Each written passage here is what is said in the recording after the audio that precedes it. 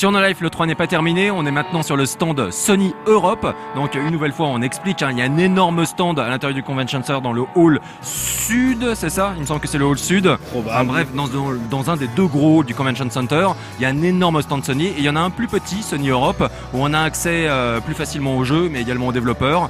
Donc maintenant l'idée ça va tout simplement de faire un maximum de hands-on. De jouer.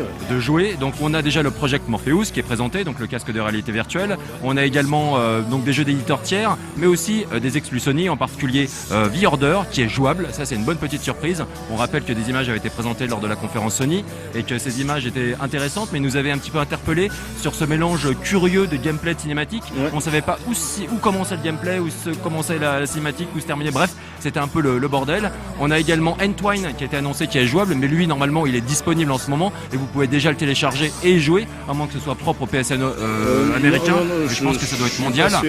Et on a également du Drive Club qui revient et du Little Big Planet 3. Drive Club dont on n'avait pas parlé, dont ils n'ont pas parlé pendant. Non, ils ont carrément fait l'impasse dessus.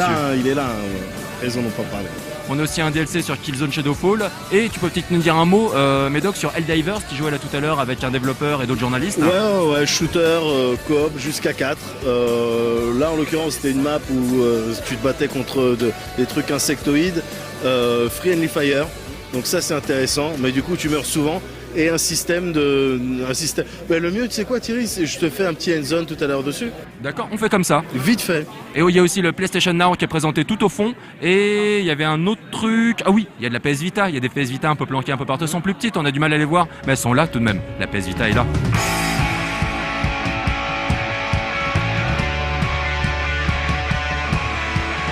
On commence donc avec le stand Sony Europe et plus précisément avec Little Big Planet 3, dont un niveau avait été présenté lors de la conférence Sony. Il avait d'ailleurs fallu à peu près 3/4 d'heure à ses développeurs pour en voir le bout. Voyons si Thierry et moi arriveront à battre ce record. Là, on est en train de jouer à Little Big Planet 3. Donc on retrouve vraiment un petit peu le gameplay de la série. Donc avec une inertie assez importante, mais des possibilités de mouvement et des idées de level design vraiment intéressantes. Là on dirige un des nouveaux personnages qui s'appelle Toggle, qui a la possibilité, donc là il est tout petit, et donc on les a déjà customisés. Donc les deux, là je joue avec Médoc, on joue en coop à 2, mais on peut jouer jusqu'à 4. Et donc du coup là oui, je suis tout petit et je peux devenir gros. Et il y a plein d'interactions comme ça qui nécessitent de switcher de l'un à l'autre. Et là par exemple, si Médoc assure à peu près correctement, il pourrait m'envoyer de l'autre côté. Prêt ? Tac. Non, pas du tout. Ok, là je cours et... Non. Attends. Et une nouvelle fois, on peut s'accrocher un peu partout dans le décor. Voilà.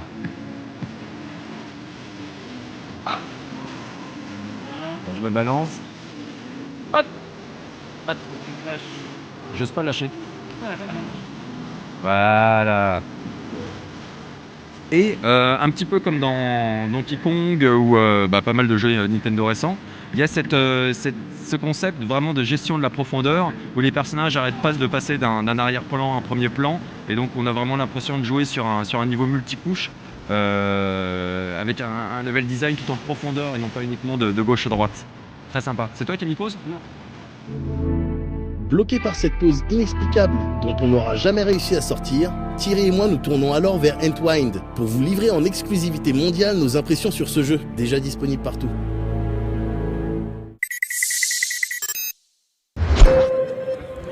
Là Thierry est sur Entwined, donc qui a été présenté à la conférence Sony. Et le principe du jeu donc c'est de gérer ces deux pouces en même temps, chaque pouce correspondant à un être, le orange et le bleu là. Et pendant un moment donné, Thierry favorisait son pouce gauche, mais là apparemment, je crois qu'il y a une symbiose totale, L1 plus R1 Thierry. Là t'as une symbiose qui se fait là. Là c'est la fusion. C'est pas la fin de la démo, c'est la fin de la démo. Non, c'est pas la fin de la démo. Là, on est passé en mode dragon. C'est vrai que ça fait vraiment penser évidemment à du Rez. Moi, je vois ça clairement comme un hommage à Rez. Les graphismes minimalistes, le concept de... Par exemple, on débute sur cette démo avec genre première naissance. Donc ça, c'est très Rez. Là, tu peux laisser appuyer sur L1 plus R1. Ouais, c'est fait. Et là, pour créer un arc-en-ciel, quoi. et pour me déplacer en profondeur, un peu comme je veux. Attends, c'est vraiment joli là. Je vais vers le soleil.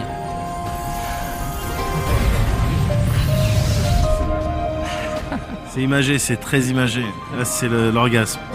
Ah oui, il y a un peu de ça. Second Lifetime. Donc c'est vraiment ce concept de vie, de naissance, d'évolution, un truc très conceptuel, exactement comme Rez. Ou Rez, tu refaisais l'histoire du monde en faisant le jeu. C'est la prise de conscience de la vie d'une IA. Là, on est dans autre chose. Là, je suis curieux de voir où ils vont aller avec cet univers. Évidemment perdu par un Thierry au sommet de son lyrisme mystique, je préfère aller me frotter à quelque chose de beaucoup plus terre-à-terre, comme Helldivers. Donc Helldivers, c'est du shooter coop jusqu'à 4. Là, malheureusement, je suis tout seul, mais il y a des gens qui viennent me rejoindre.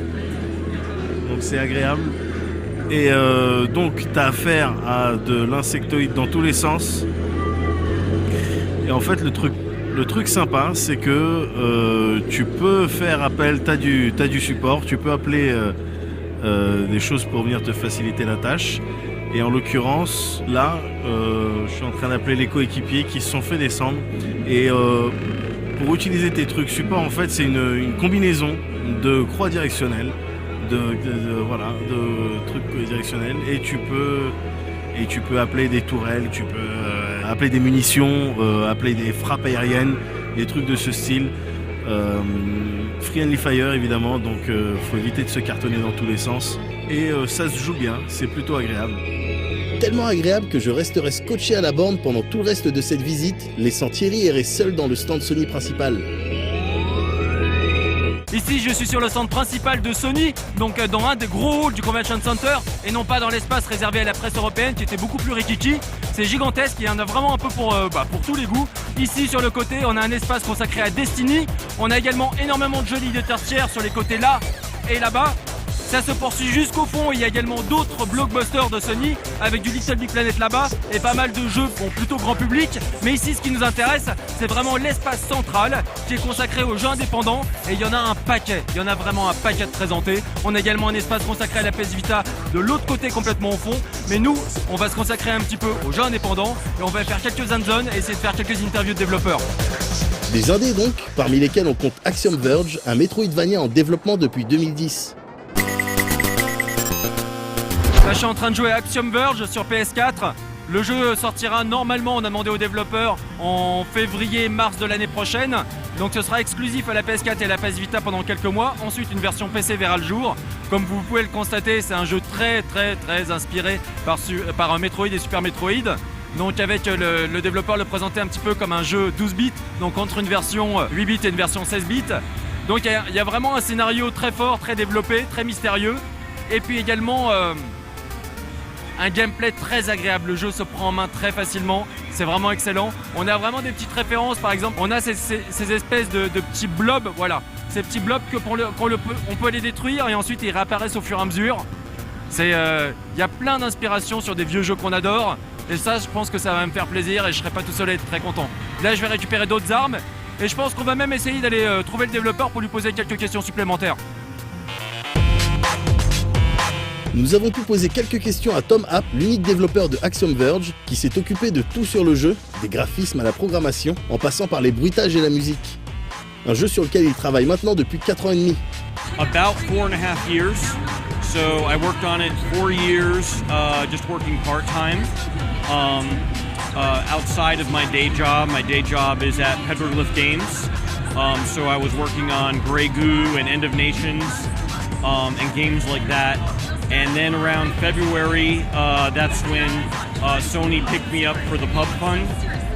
So at that point, I switched and started working on Axiom Verge full-time and Grey Goo part-time.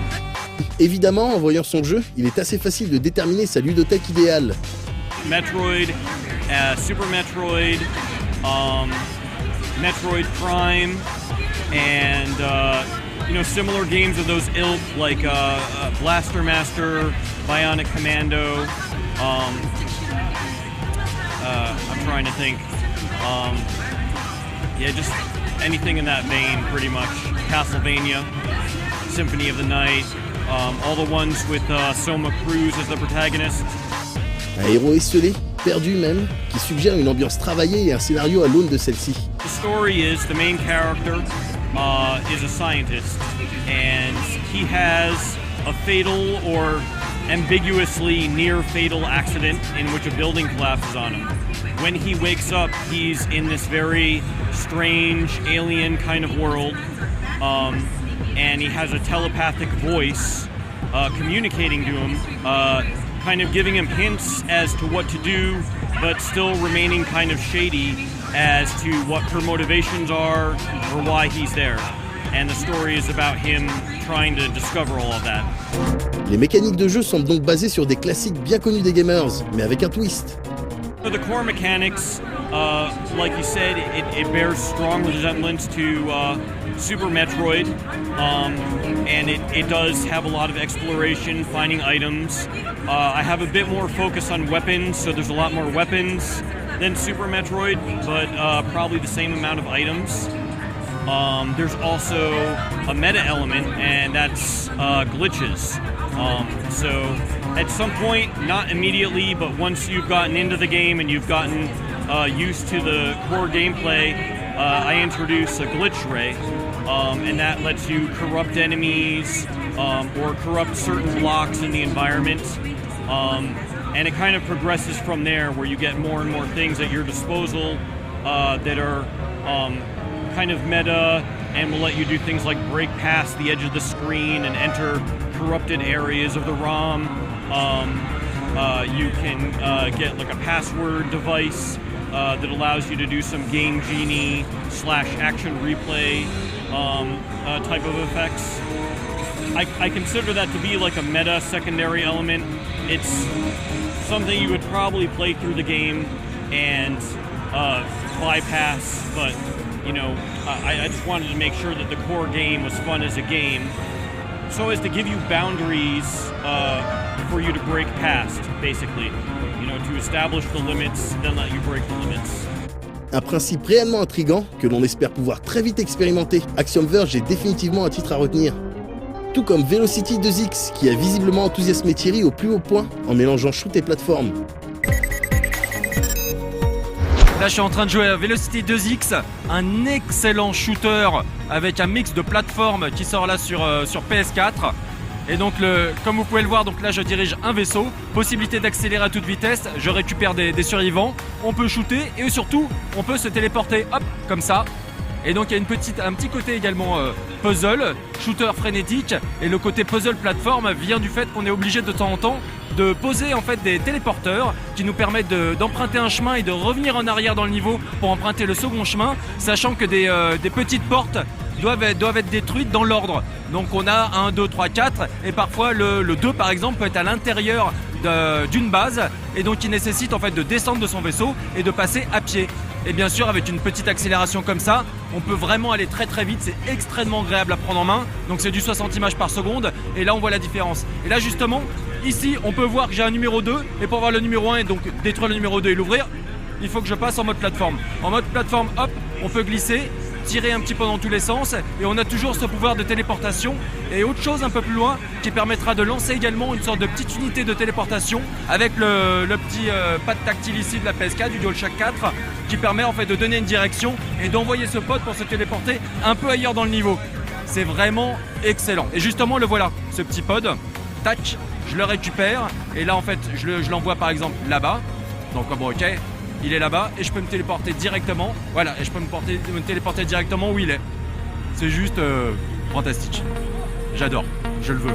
Et tu l'auras Thierry, à condition toutefois que tu acceptes de nous parler un peu de Assault Android Cactus.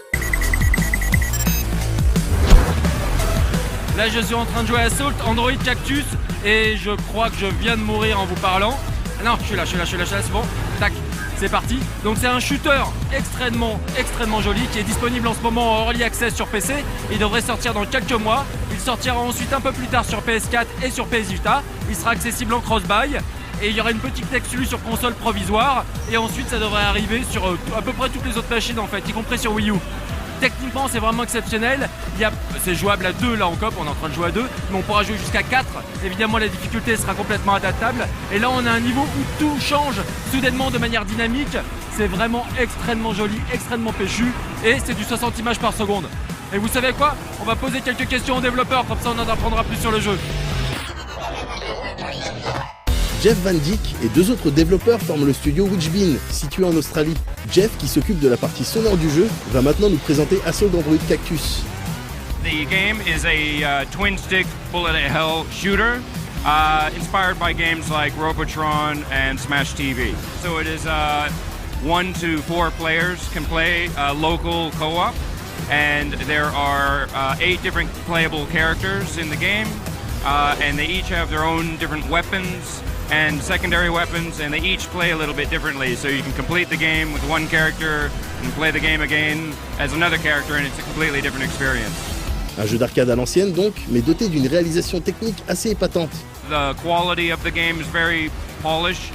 It has a very high frame rate. It runs at 60 frames per second at 1080p. I'm also very proud just like that a lot of people really like it, because a lot of people kind of miss the old arcade style games, and this game delivers that intense, fast-paced action really quickly. Après tant de shoots et d'explosions, place maintenant à la finesse et à l'infiltration avec Counter Spy. Là, je suis en train de jouer à Counter Spy. Je vous avais pas précisé un truc tout à l'heure quand j'ai lancé un petit peu le stand Sony. C'est un jeu PS3. Il y a pas mal de jeux en fait disponibles sur PS3. Là, Counter Spy, c'est un jeu 2,5D d'infiltration. Et donc avec la possibilité de shooter, bien évidemment. Et vous allez voir très rapidement une petite feature qui est réellement sympathique. On peut se planquer. Et quand on se planque, la vue change et on peut toujours diriger sa visée. Ce qui permet ensuite de shooter les personnages. On a également des petits trucs rigolos, la possibilité de faire des attaques au corps à corps par exemple. Et toujours systématiquement, on a ces espèces de petits zooms en fait en 3D qui donnent beaucoup de dynamisme à l'ensemble et une petite mise en scène sympathique. Et il y a des petits détails aussi comme par exemple les officiers, lorsqu'on on braque une arme sur eux, ils se rendent immédiatement. Donc il y a plein de petites subtilités très rigolotes. Là par exemple, là je vais exécuter une attaque au corps à corps en sneak. Tac. La vue change complètement et on revient immédiatement. Donc bon, l'animation n'est pas extrêmement fluide, mais là on est sur PS3, donc ça peut se comprendre. Au début j'ai cru que c'était un jeu PS4, j'étais là genre mais attends, ils abusent quoi, pourquoi ils l'ont pas fait en 60 fps. Ensuite je me suis rendu compte que c'est une DualShock 3, elle est beaucoup plus légère quand même. Et le jeu est très sympa, il devrait sortir cet été. La légende dit qu'une version PS4 tournait également sur le salon et que Thierry a été très heureux en y comptant très précisément 60 images par seconde. On est toujours sur le stand Sony et comme vous pouvez le voir, en fait, Counter Spy est également présenté sur PlayStation 4 et comme vous pouvez le constater très certainement, c'est également beaucoup plus fluide. Plus joli aussi. Mais peut-être pas aussi heureux qu'en contrôlant enfin un des narvals de Star Wars.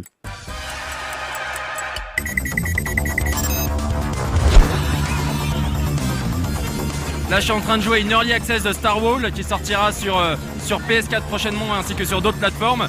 Donc vous vous rappelez, c'est cette espèce de jeu complètement délirant, on en avait parlé dans les news 101%, où en fait on dirige des nervals, hop, et on essaye de planter là le cœur de ses ennemis. Là ça se joue à 4 en coop, là je joue avec l'un des animateurs du stand Sony et avec 2 IA.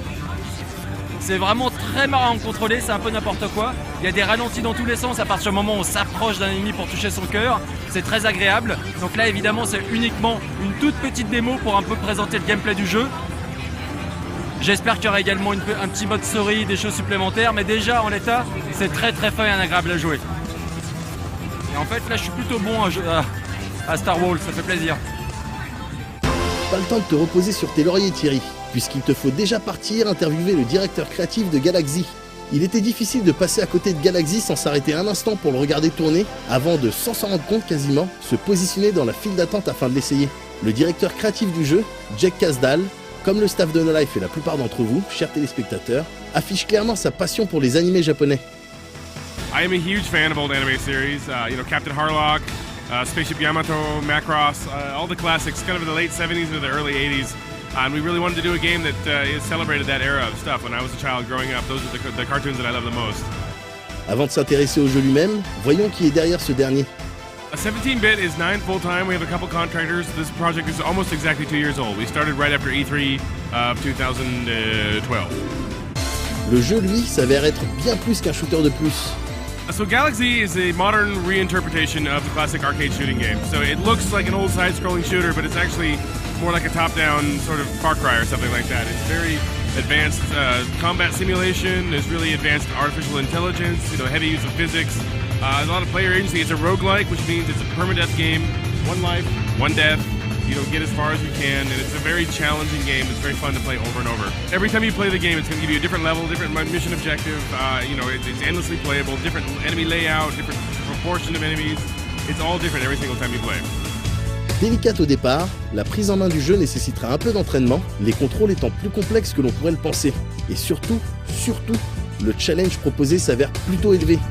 In this game, I'm most proud of the combat. I think it's one of the best combat simulators. It looks like an old school shooting game, but really, it's a very organic, living, dynamic experience with really intelligent enemies. Each one of those little pilots has a big brain in it, and they've got eyes and ears, and they're flying around on patrol, looking for trouble. They communicate with each other. They'll go for backup. Every fight is very deep and engaging and very difficult, and it's very intriguing, I think, as a gamer to be able to battle artificial intelligence is this smart. It just feels really great. Galaxy devrait a priori sortir en fin d'année sur PlayStation 4, mais la version présentée était encore très instable, les développeurs ayant encore pas mal de boulot pour améliorer le framerate du jeu, encore trop bas à l'heure actuelle. Mais s'ils parviennent à le faire tourner avec la fluidité qui s'impose, il est évident que ce titre pourrait être l'une des killer app indie de la PS4. Il est déjà temps de se quitter, mais Thierry, je sens que tu tiens à ajouter quelque chose.